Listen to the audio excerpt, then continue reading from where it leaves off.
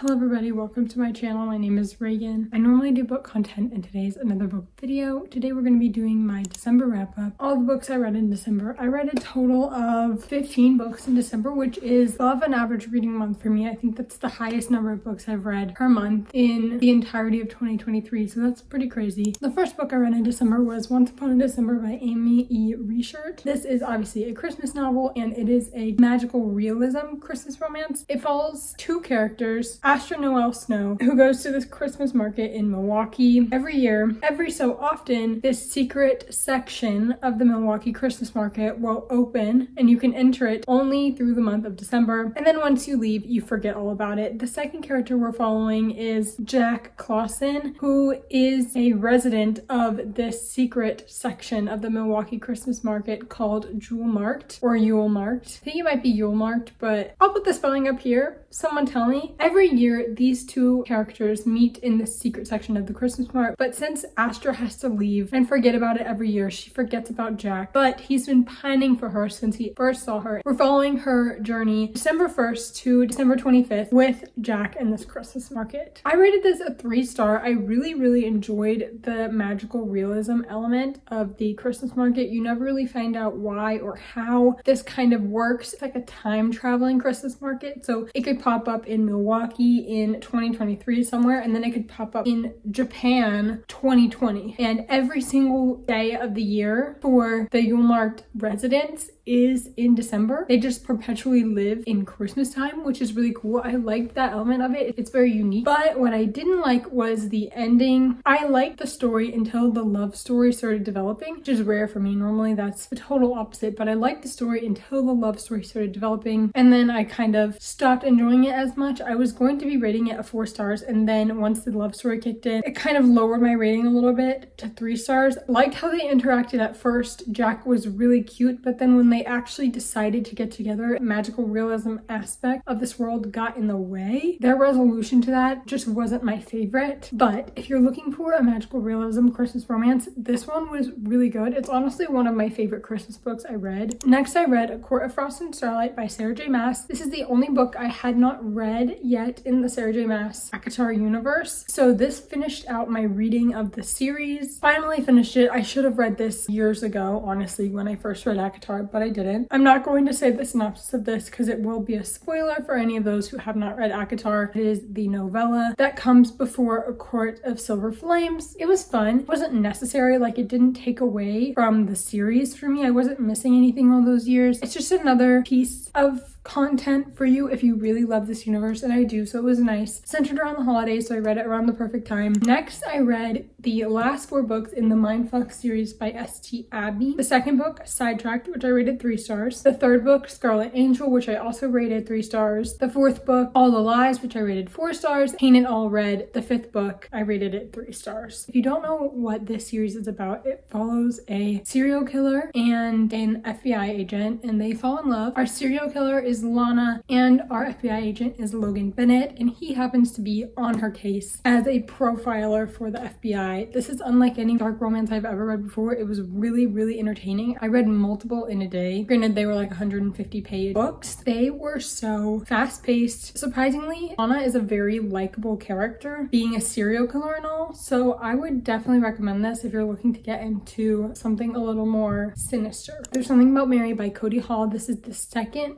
book in the trilogy that Cody Hall has written about this family. I rated this 2.5 stars. It is a single dad Christmas tree farm type romance. What made me bump it down from a 3 is that it was a little too cheesy and a little too long. If it was like 50 pages shorter, maybe 100 pages shorter. I think what really got me is it kind of felt very naive for a book about adults that were like 35 years old. Christmas romances for me typically land at about the 3-star category. Next, I read Forever and Ever by Lucy Score. This I rated a 3.5 star. In the beginning, like the first 100 to 150 pages, I was like, I think this is going to be a 5-star. My critique was there was a little too much spice, which is not a critique I normally have, but I think I was just so in love with the characters. It was such a long book that the spice starting at like page 200 and lasting through the end of the book was just too much. It is about Brick Callahan, who is a police officer, and Remy Ford, who who is an artist and she is in trouble. She returns to her home, Mechanic Island. It's like a small island, no cars. In the winter, it's like crazy cold, snow everywhere. They travel around on snowmobiles and horses. Very small town. Our main character, Remy, is returning home from being a big time artist out in the big city. She's in some kind of trouble and Brick feels like it's his responsibility to keep her out of trouble. He's always had like this thing for her and she's always had this thing for him. Complicated scenarios have kept them apart. It is an age gap, small town romance. I thought this was going to be my favorite Lucy Score book, but then it ended up being a 3-star. Like I said, too much spice. Set around winter right after Christmas, so I read it at a perfect time. If you're looking for something to read, like an after Christmas read, this would be perfect. Next, I read Love Light Farms by B.K. Boyson, which I rated 3 stars. This is a small town Christmas romance following the Christmas tree farm owner named Stella. Her Christmas tree farm is kind of going under. They're not doing too well, so she enters this competition to win cash prize and to be featured on her travel blog. The problem is, in her application, she stated that her and her boyfriend own this farm together, which was a lie. So when she actually gets selected to be one of the finalists, she has to find a fake boyfriend. So she asked her best friend named Luca, and he agrees. Like a fake dating, best friends to lovers type romance, but it was okay. A lot of people say this is their favorite Christmas romance, and I can see why. It was hard to get into for me. The first 150 pages, I was bored out of my mind. I don't like the best friends to lovers trope as much as a lot of people do. But again, average Christmas romance, 3 stars. I would recommend it because so many other people love it, but it wouldn't be my top recommendation. I love reading a lot of books in a month, but it really makes the wrap-ups hard because there's so much talking to do and so many books to go over, and I try and keep it to like 1 minute per book. More than that, I think it's too much, but it's hard to keep it to 1 minute per book when you have 15 books. That's a lot. Next, I read Life's Too Short by Abby Jimenez. I love Abby Jimenez. I will say this until the day I die. Her writing is just so light and fluffy, and it just makes you smile. All of her books are so wholesome and fun and happy, even though they don't deal with necessarily happy topics. Our main character, her entire family has died early because of this genetic disease where paralysis occurs within a year, and then they don't make it. And so our main character is convinced she is going to die, so she's decided no relationships for her. She is a YouTuber. That's her profession. Our main character's name is Vanessa. So her sister has dropped this child that she had on Vanessa's doorstep. Vanessa has a really crazy family.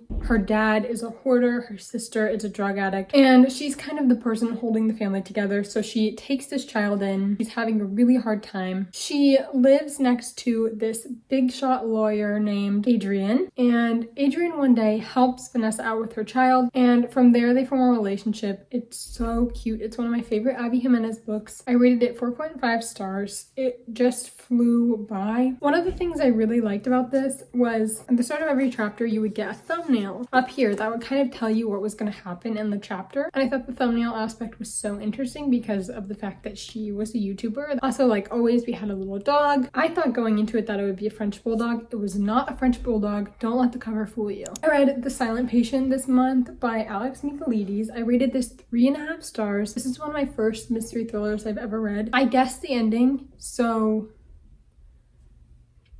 it didn't surprise me, but I really enjoyed all the other aspects of this book. The thing that was missing was the surprise ending. If you don't know what this is about a woman who has been accused of killing her husband, and she's been put into a psych ward and is closely watched by psychotherapists. She has gone completely silent. She won't talk to anyone. She hasn't uttered a word. No one can figure out if she killed her husband because she's not talking. Our other main character is Theo Faber, and he has heard about our FMC's story, and he wants to be the one to figure out if she killed her husband or not. Gets a job at the psych ward that she is at, and he wiggles his way into being her therapist. Next, I read You Deserve Each Other by Sarah Hogel. I rated this at 3.5 stars. I hated this book in the beginning, which maybe means I should bump my rating down a little bit, but the first 200 pages, I did not like this book. I couldn't get into it. Both the characters were getting on my nerves. Couldn't see any redeemable qualities in either of them. The last 150 pages, I got it. It was really cute.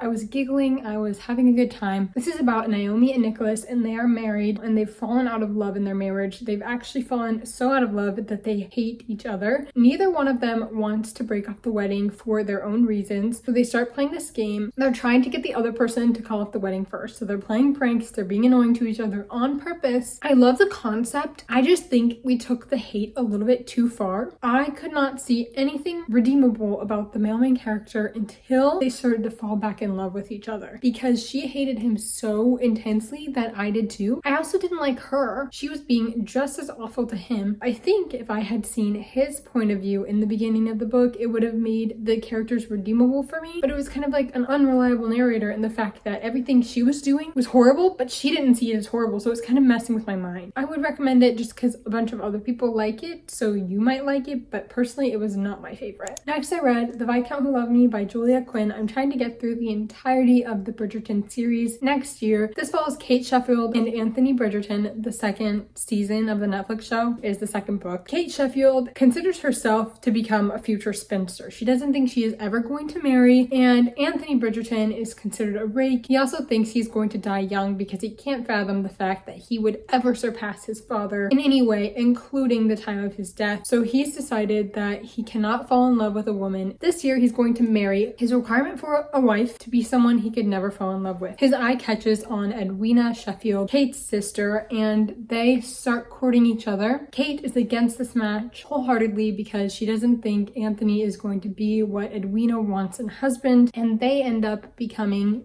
enemies till lover situation happens, and that hate turns into lust, into love. Anthony touches Kate in a public setting and she's considered compromised. They have to get married, and we follow them through their marriage. I rated this 3 stars. The Bridgerton books are just fun, mindless. I love listening to them on audio as a pastime, just something different. I never really read historical romances. I would recommend if you are looking for kind of a palate cleanser, these are perfect. Next I have The Locked Door by Frida McFadden. This is my first ever Frida McFadden book and one of my first thrillers. I unfortunately did not like this one. I rated this 2 stars. It was not for me. I found the main character to be so annoying to the point where I wasn't rooting for her. And in some thrillers, I get that's the point, but I don't think it was the point in this one. I think you are meant to be rooting for our main character. I think it also had something to do with the fact that I didn't like the audiobook narrator, because I did listen to this on audio. Not only was it the main character, it was also the writing. Let me backtrack for a second. This book follows a surgeon, and her name is Nora Davis. Her father was a famous serial killer called the Handyman. He got arrested and found out when she was really young. So she changed her name, became a surgeon, this reputable person. Some copycat murders start popping up around her, and the police are getting suspicious. She is a kind of suspect. Her past is kind of coming back to haunt her. Whoever this copycat killer is, they're trying to frame her for these murders. There was also the writing. I did not like the writing in this book in particular. I thought it was very repetitive. Some of the stuff that our main character would say to other people and think, it just was over and over. And I also found this in the side characters too. All of the dialogue felt really repetitive and simple. The sentences that they were speaking to each other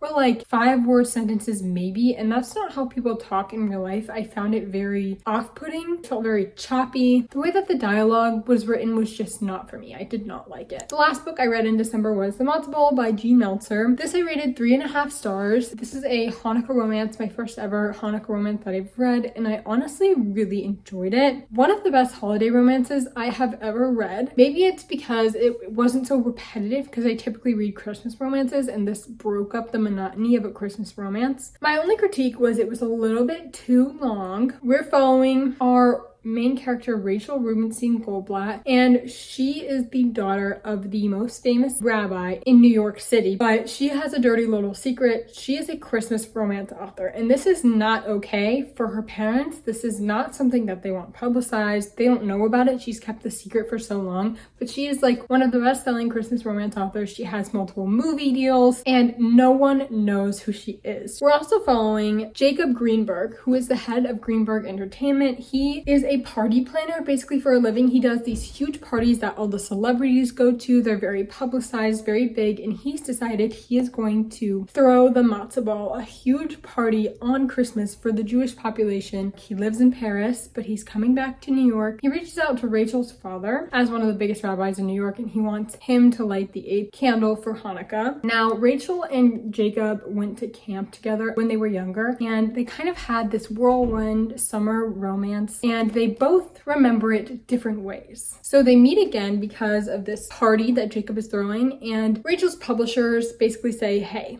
we don't want any more Christmas romances from you. We want a Hanukkah romance. You're Jewish. Write us a Hanukkah romance. And she's like, I can't do that. And they're like, yes, you can. Go do some research. So she thinks, this is a huge Hanukkah event. I need a ticket. This is my inspiration. This is my research. And so she confronts Jacob and he's like, yes, I'll give you a ticket if you volunteer. Another thing about Rachel is she is a chronically ill girly. She has ME, I think, which is like chronic fatigue syndrome. It's not looking good for her for this volunteer thing. She says yes anyway because she needs this ticket. Obviously, they form a little romance, childhood rivals to lovers kind of situation. It was really refreshing, really fun. So these are all the books I read in the month of December. Thank you so much for watching. I hope you enjoyed. Go check my socials down in the description. I have a Bookstagram and a Goodreads that you can go follow. I'd love to speak with you guys on there. Like, comment, subscribe. I post mainly book content, so if you're looking for any more book content, go check out my channel. There's a ton of it on there. Thank you so much for watching. I hope you enjoyed. I love you all, and I'll see you in the next one.